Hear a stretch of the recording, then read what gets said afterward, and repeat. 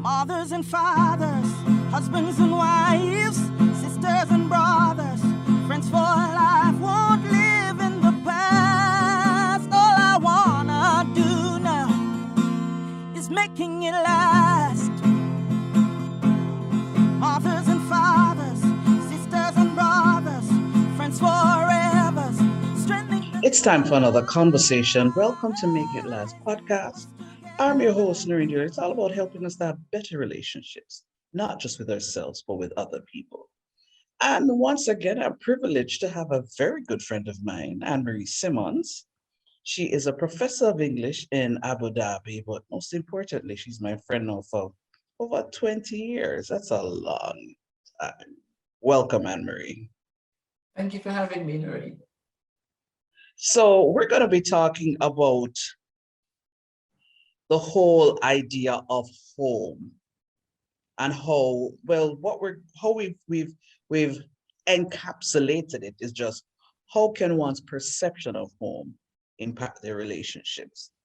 And let me give a context, so to speak, and you can help me because you and I actually had a conversation about this before, and you actually said you figured it would be a nice topic to have on my podcast. Over time, people's concept of home evolves. And I can use myself as an example. With my mom dying recently, and even before that, Jamaica right now doesn't even feel like home.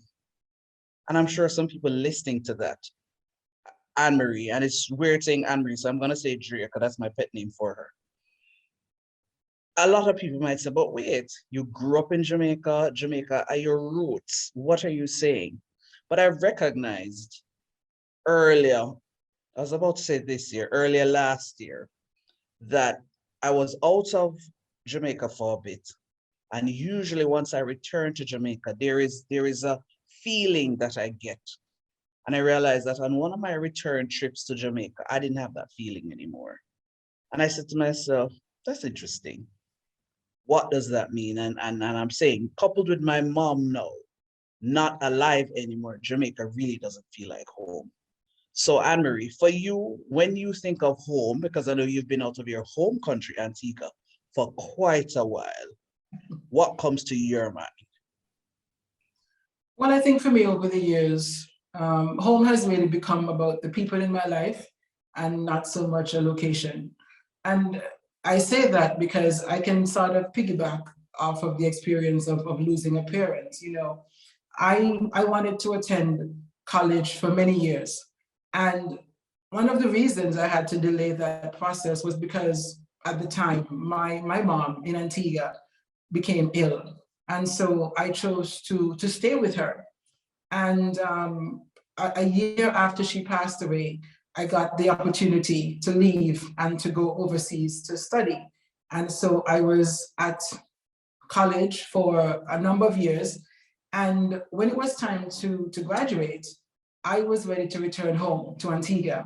And the reason I was going to return home was because of my father. You know, I'm an only child. And so it was just the three of us growing up, mom, dad, and myself. And so mom having passed away, I left Antigua. I went to do my studies overseas. And in my mind, I would return home to then take care of my father. And my father ended up passing away, I think, a month before my graduation from university. And I have to say now in hindsight, as a result of him passing away, I didn't feel the need to return to Antigua at that time, or the urgency to go back. And it hit me over the years that in spite of the challenges I may have had in Antigua growing up, in my family and everything, my parents really had done a good job, I have to say that, of making a home for me in Antigua. I was educated, I was taken care of. The best that they could do, given their backgrounds, they did for me. And when both of them were gone, it was sort of like, well, what am I returning home for? And I realized that there was no one in Antigua I wanted to return home for. There was no one to return to because my mom and my dad were both deceased. And so it hit me at that time that really Antigua for me was home, but most of that home attachment was about my parents. And with both of them being gone now, there was this door open to me. And it's been 20 years almost, I would say, since I've actually lived in Antigua. I went a period of almost 18 years of not going back. I'm not saying it's a good thing. I'm just saying that that was my experience. And again, part of the reason for that was that my parents were my home. And with them being gone, I didn't sense this urgency to return to Antigua. I've since been back to Antigua. I went back in 2019. And again, it was just amazing to me that in many ways, Antigua has changed. I certainly have changed, but it wasn't even about the place anymore. I saw friends I hadn't seen in over 15, 16 years, and it felt like being right back there when I was 18, 19, 20. People, friends of mine like Annie, who I grew up with, and Sharon. I saw my friend Cadell, who were neighbors. We were neighbors back in Antigua. I was maid of honor in her wedding. I saw my friend Ron, he is a neighbor. I saw my friend Nicole. I saw one of my co-workers and friends, Lisa. And I'm just calling these names because they come back to me right now as people who just really made that trip memorable for me. And again, this is after 15, 16 years of not having set foot in Antigua. And it was like I never left. And so home for me, again, really now is about people. I have lived in the Caribbean, I've lived in the US, I'm now in the Middle East. And in their own ways, each of these places has been home to me. And home is no longer just one place on the map. I think home is about relationships. And I've been lucky to have good connections with people in all of those places. So home for me is not a place. It's really about the people in my life. And in every corner of life where I've lived, I've managed to make a home for myself. And people have also made home for me in their lives, which has helped me as well to sort of reimagine what home can be. Home is not about the location, it's about the people. I know you don't want to miss the other side of this conversation. Let's take a quick break, then let's get a word from our partners. Are you struggling to become an effective communicator? Let Noreen Daly, the communications specialist, get you there. Services include communications consultancy, one-on-one coaching, public speaking and debate training, leadership and team building sessions, plus much more. Visit noreendaly.com for more info. Noreen Daly, redefining the way you communicate. So, the whole idea of a branding strategy sounded so exotic and so fancy to me. But after having several conversations with Neon, I now have a clearer understanding. I am sure of what my identity is, what it is that I want people to see Noreen Daly as. Thanks Neon, thanks Splint. Visit them at wearesplint.com. Are you looking for one-of-a-kind products customized to suit your needs? Then shop at Trending Things, the place where customization is always an option. From personalized gifts to apparel, accessories, drinkware, and home decor, you name it, we make it. Get your favorite designs on any item for party favors, weddings, graduations, or any special occasion, all at affordable prices. What are you waiting for? Visit our website at trendingthings.com to order your trendy item today. Trending Things, bringing creativity to the things you love. Now, let's get back to this conversation where I'm sure for a lot of you, it stimulates you intellectually, because I don't think you ever thought about home being not just a location, but about people. Let's continue the conversation. It's interesting, you've actually answered something I was about to ask you, which is how then would you say that how you now see home as really people and not a location? How has that positively impacted your life and your relationships? And you basically touched on the positive aspects, but I'm sure with the positives, or if you want to add to that, there must have been some negatives. So I want you to touch on that also. How has it negatively impacted some of your relationships? Well, I think whenever you stay away from home for a long time, or whenever you begin to re-examine the meaning of home, not everyone understands the change in your mind and attitude towards a place. And I say that because I've had the privilege of meeting many different people from all walks of life. And I've mostly done that living in Dubai. And I have made friends from so many different countries and continents.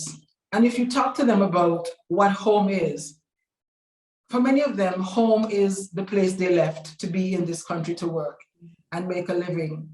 And they're far from their families, their friends, their children, but they're here sacrificing and working. And so in terms of negative things, one thing I would say is just broken connections. You know, when you start to make a different life for yourself in a new place, a different place, with the best of intentions, it's not always easy to maintain the bonds you had before. It takes time and effort. I am 9 hours ahead of most of my dear friends. And so there's always mental math to do in terms of a conversation, because there's my time versus their time. And then there's also the changing of the times twice a year for them. And so one of the things is actually, I wouldn't say lost, but altered connections, because you have to work at maintaining those bonds, because you're in a different place, literally and figuratively speaking. And I would say another negative thing might just be, sometimes I do feel sort of more or less or untethered. I don't feel as though I am truly connected to any one place in the world. And I sort of admire and envy people who have that strong connection to a location. This is home for me. I don't have that. And I think sometimes I do feel sort of like I'm just drifting and wandering, to the next place that life will take me. But at the same time, I think that the good thing about living overseas for so very long is that you meet others like you who have left home, the place they were born and raised. And as you sit and have these conversations, you realize that for many of them, home has also changed. It's no longer America or the UK or the Caribbean. It's now this new place. It's now this other person. And so relationships are affected by distance. That's just the way that things are. And if you are far from home, you can't have the same feelings about the people back there. You can't have the same affinity or the same strong bonds that you would before. And so there are some negative aspects, but I also have to say that it's really about just sort of being open to the idea that as we grow and as we mature, our feelings about people and places can also grow and mature. And so I now say to people, for me, I see home as the Caribbean, because there's a Caribbean sensibility and a way of walking through life that is uniquely us. It's not about being Antiguan or Jamaican or Barbadian. When I meet someone who is Caribbean, I just feel a certain connection to them, mostly in these far-flung places like Abu Dhabi, like the Middle East. I went to Jordan a couple of years ago, and there was a Jamaican who was at Petra with me. And I thought to myself, of all the places to meet a fellow Caribbean person, you're in Jordan in the Middle East at the same time I am. Had this wonderful conversation. If I saw this person now, clueless. I've forgotten what he looked like. But the Caribbean, there's a certain rhythm of life there that for me is home. So yes, there are negatives. It is the way it is. You don't have that same connection, that same, again, bond. But at the same time, you can also evolve in your thinking, and you can come to reimagine what home. And I think for me, whenever I meet someone Caribbean, Jamaican, Antiguan, now anywhere in the world, I feel as though this is almost like a reminder of what home is and the region that I consider to be home, i.e. the Caribbean. I'm almost sure some of what you said, you're going to say it again, but I really just want to emphasize it. There are a lot of times when you've left people in your home country and they don't see you return for an extended period. Sometimes in their minds, they're thinking, she has forgotten her roots. She don't remember where she come from. How then, or what would you say to some people who might be listening to this? So in the back of their minds, they might be saying, yes, that's what she's saying, but chances are she has seen the world and she's so accustomed to whatever else is out there. So she has forgotten her roots. What would be your response to somebody who's listening and watching and thinking that way? That's an interesting question. You know, and I'm trying not to sound sarcastic or condescending when I say that. I don't really bother or think about what others' perceptions of me are, especially as I get older, because really there are some things you can't explain to people. I don't think I can explain my life to anyone because I've lived it, not them. And so I can understand how for some people, they might think that the amount of time I lived overseas or the amount of time I wasn't physically in Antigua or the amount of time I chose to stay away means I've forgotten my roots. But what does it even mean? Because, you know, you look at a tree, roots aren't visible, they're under the ground. But those are the things that sustain a tree. And so for me, my roots are not about the things anyone can see me do or not do. The flights I take or don't take to a place which says I'm still Antiguan. I can't prove to anyone my Antiguan-ness or my Caribbean-ness. And honestly, I'm not trying to. What I am aware of is that there are certain fundamental values that are still with me. And my parents have been deceased for a very long time. And there are some things that even now I find myself doing, and I think to myself, my mom would not approve. And so that isn't about, you know, forgetting my roots. Those are my roots. My roots are about integrity and working hard and trying. It's about not letting the place you come from or the people who raised you determine your future. It's about giving everyone a fair chance at life, even if their lifestyle doesn't align with yours and your belief systems. It's about being open and evolving and realizing that just because you were born and raised in a certain place and in a certain way of thinking, you can change your mind. You're allowed to change your mind and you're allowed to grow and be a different person. But fundamentally, I know who I am is because of my Antiguan roots, my Caribbean roots, because of my parents. And so I can understand how someone would say, well, after living overseas for so long, and after choosing to remain overseas, which I have done for 20 odd years, you know, clearly she must have forgotten where she's from. But again, I go back to my analogy. What are roots? Roots are not branches, you know, these fickle things which go here and there. You know, they're not leaves, you know, they fall off, wither and die. Roots are there to sustain and to nourish. And sometimes one or two roots upholds an entire tree.